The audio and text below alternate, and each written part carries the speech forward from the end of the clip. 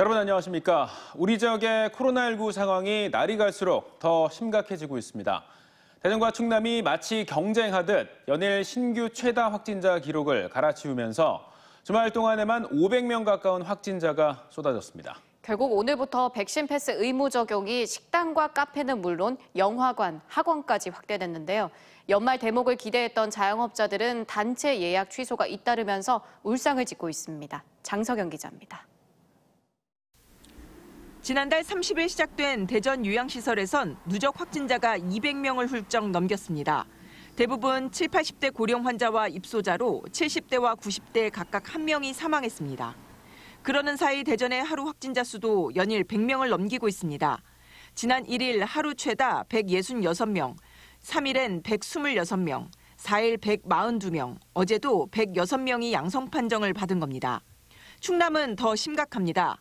매일 120명에서 많게는 170명 넘게 쏟아지고 있는데 특히 아산에선 어제 22명의 유아나 10대가 감염되는 등 하루에만 52명이 감염됐습니다.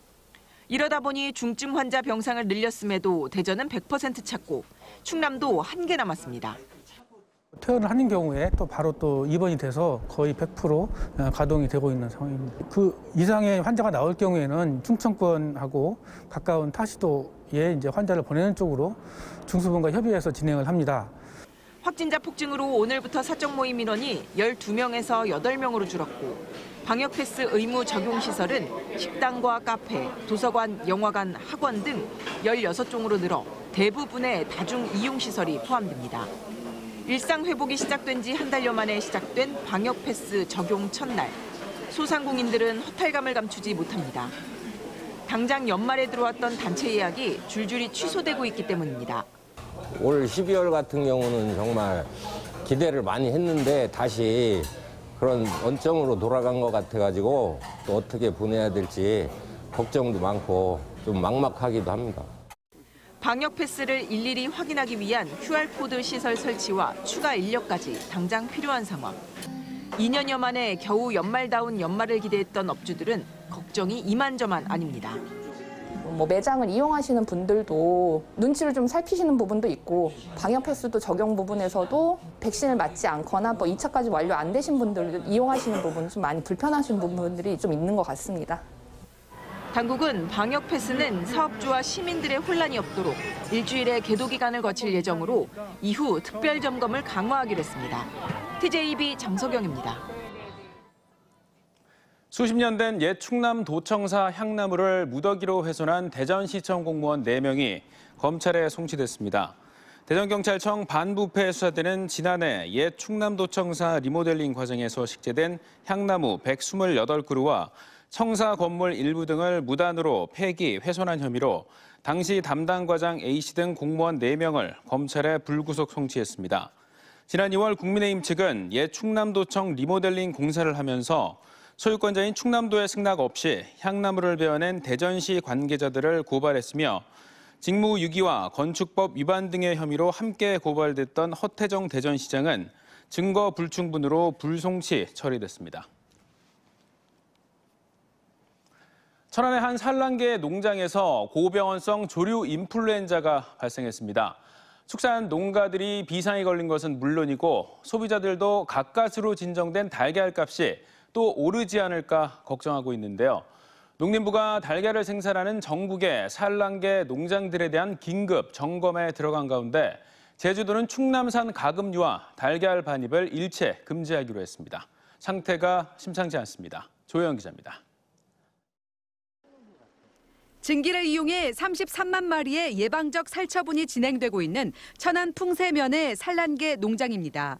달걀을 생산하는 산란계 농장으론 첫 조류 인플루엔자가 발생하면서 양계 농장들이 밀집한 이 일대 위기감이 고조되고 있습니다. 추가 확산을 막지 못하면 740만 마리를 파묻었던 4년 전 악몽이 재현될 수 있기 때문입니다. 양계 농장들을 더 긴장하게 하는 건 이쯤 되면 이미 바이러스가 퍼져 있을 가능성이 높다는 겁니다.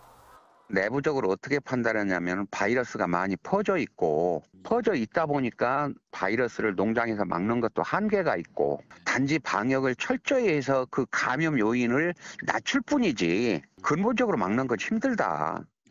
아무리 조심해도 추가 피해가 불가피하다는 겁니다. 지난해 조류 인플루엔자로 산란계 24%가 살처분됐던 만큼 농민들의 불안감은 최고조입니다. 이미 제주도는 충남에서 생산된 가금류와 달걀 등에 대해 일체 반입을 금지했습니다. 추가 발생이 이어지면 타 지역까지 반입 금지가 확산될 우려까지 났습니다.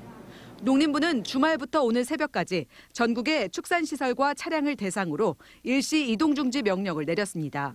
농림부와 충남도는 농장 확진 시기가 2주나 빨라진 점을 주목하고 있는데 다만 지난해보다는 살처분 대상을 축소하겠다는 방침입니다. 처음에는 3kg 이내를 다 살처분했지 않습니까? 그러다 보니까 이제 알값도 문제가 생기고 이제 좀 바꿨습니다. 기본적으로 500m를 하고 이제 발생 상황에 따라 가지고 농림부와 충남도가 2주마다 평가해 발생 지역 살처분 범위를 조정하겠다고 밝힌 가운데 초기 대응 실패 시 큰 피해도 불러올 수 있어 당국과 농가의 고민이 깊어갑니다. TJB 조혜원입니다. 국민의힘이 오늘 중앙선거대책위원회를 출범시킨 가운데 충청권 중진 의원들이 한 명을 빼곤 본부장급 명단에 포함되지 않아서 충청 패싱이라는 불만이 쏟아지고 있습니다. 현역 의원 가운데는 서산태안, 성일정 의원이 유일하게 안보정책추진 본부장으로 임명됐고 정용기, 이장우 전 의원이 조직총괄본부 부본부장에 충남본부장은 이창수 현 천안병 당협위원장, 신범철 경제사회연구원 외교안보센터장이 외교안보 분야 총괄 간사에 이름을 올렸습니다. 국민의힘은 윤석열 후보가 충청 연고를 주장하면서도 정작 충청 출신 선대위 본부장보다는 영남과 강원 출신 등이 포진하는 모양새가 됐습니다. 국민의힘 충청권 의원들이 세종시에 청와대 제2집무실을 설치하는 내용의 법 개정을 추진합니다.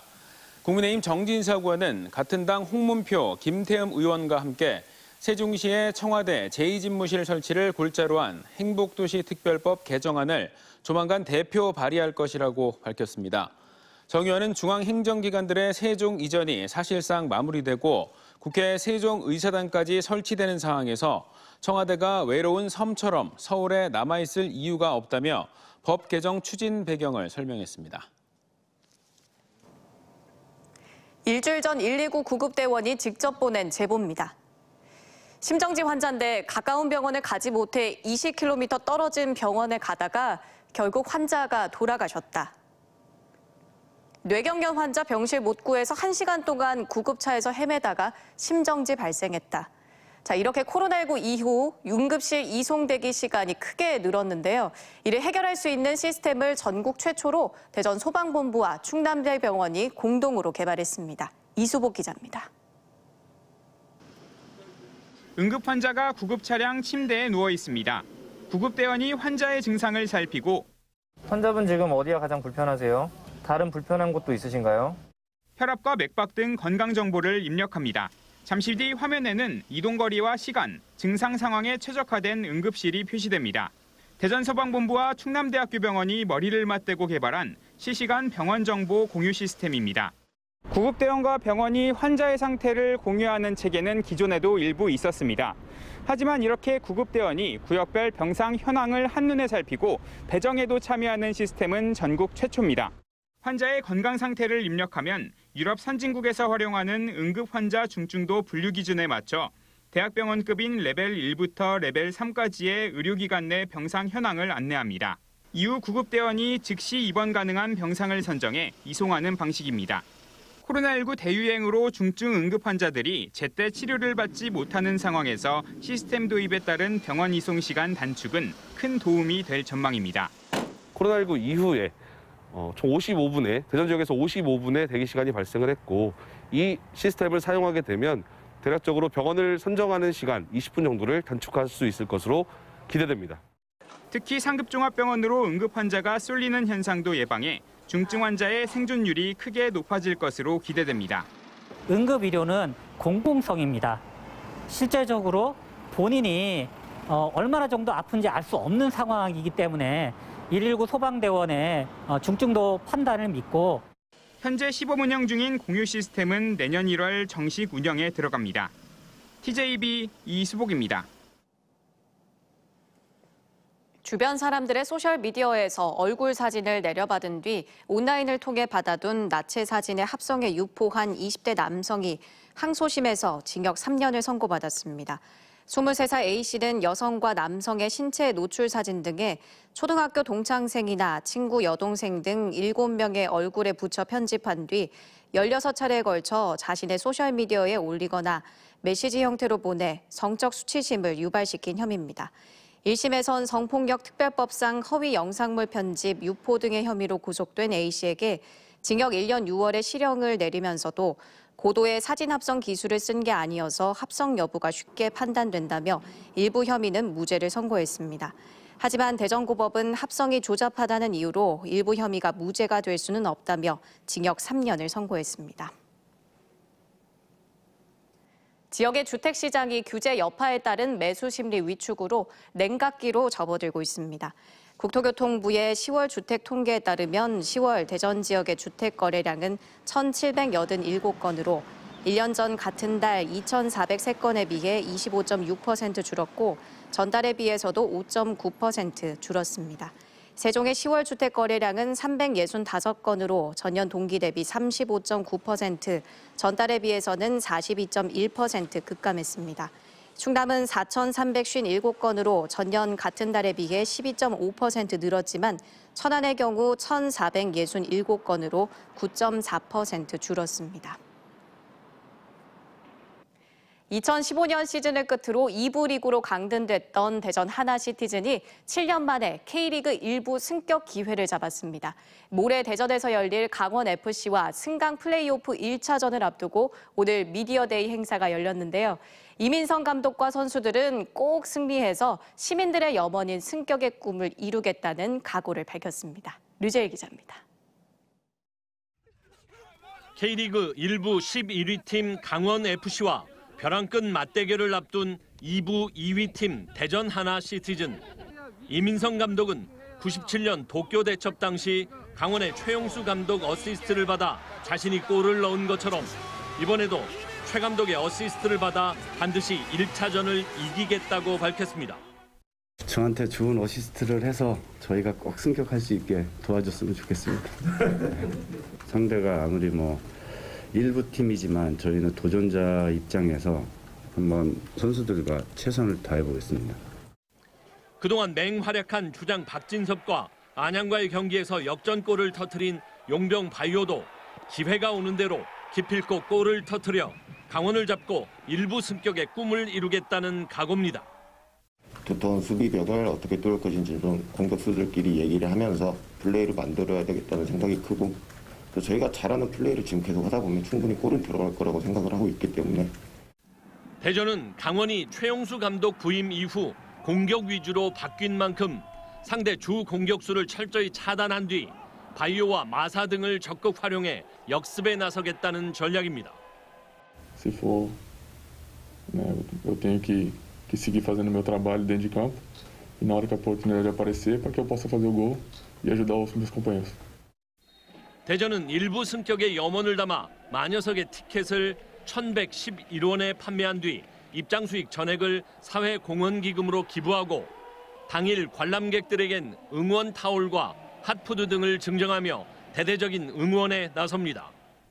꼭 1, 2차전 승리를 해서 일부로 올라갈 수 있도록 뛰어주시고 저희는 그 뒤에서 열심히 응원하겠습니다. 끝까지 싸워 이기십시오. 대전 하나시티즌 화이팅!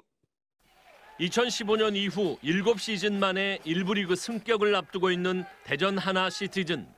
8일 수요일 저녁 7시엔 대전에서 1차전을, 12일 일요일 오후 2시엔 강릉에서 2차전을 갖고 1부 리그 승격의 승부를 결정짓게 됩니다. TJB 류재일입니다. 세계 교육의 주요 지표를 측정하는 피사를 최초로 기획한 안드레아스 슐라이허 OECD 교육국장이 한국을 찾아 고연대를 방문하고 코로나 이후 미래 교육의 방향에 대해 학생과 교사, 연구진들과 대화를 가졌습니다. 김종우 총장은 슐라이허 국장이 청출어란 미래 교육 프로그램과 한국 교육 혁신에 각별한 관심을 표했다고 밝혔습니다.